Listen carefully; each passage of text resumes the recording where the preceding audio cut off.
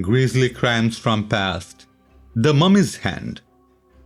Count Louis Hamon was famed as an occultist and a psychic healer. He was often given exotic presents by grateful clients he had cured. But the oddest gift of all brought him nothing but trouble. On a visit to Luxor in 1890, Hamon cured a prominent sheik of malaria.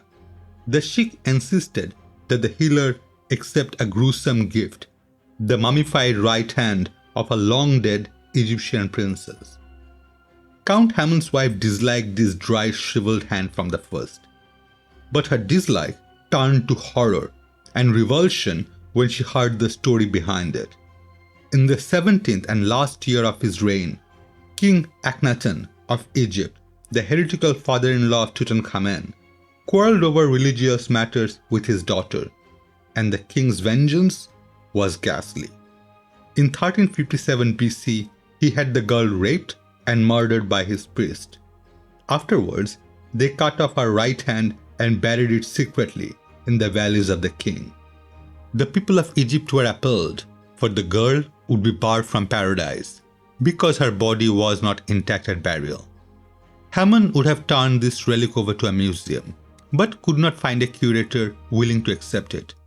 He locked it away in an empty safe in the wall of his London home.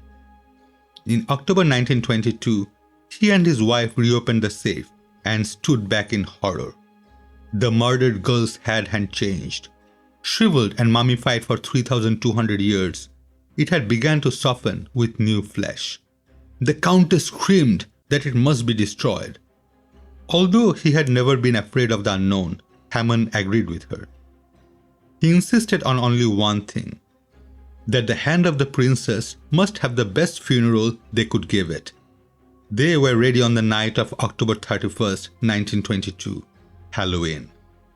In a letter to his lifelong friend, the archaeologist Lord Carnarvon, Hamon wrote that he had laid the hand gently in the fireplace and read aloud a passage from the Egyptian Book of the Dead. As he closed the book, there was a blast of thunder that rocked the house into total darkness. The door flew open with a sudden wind.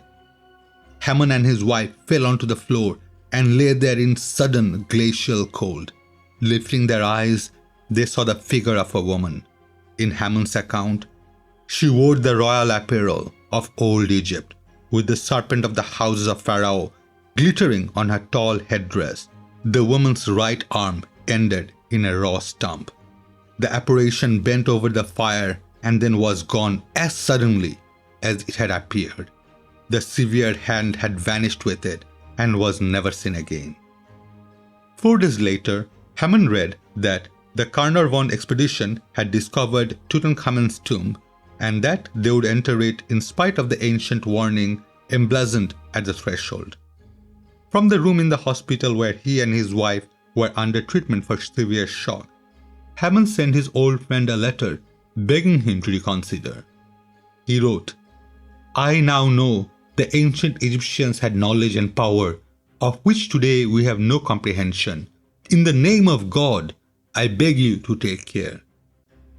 Carnarvon ignored the letter and soon afterwards he was dead from an infected mosquito bite.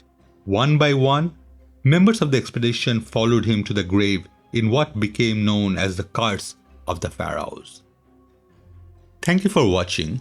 If you have enjoyed this story, please like and leave a comment as it helps with YouTube algorithm to grow this channel. I regularly upload, so by subscribing, you will be notified of new materials. You will find similar contents in my other videos. Have a safe day. Signing off.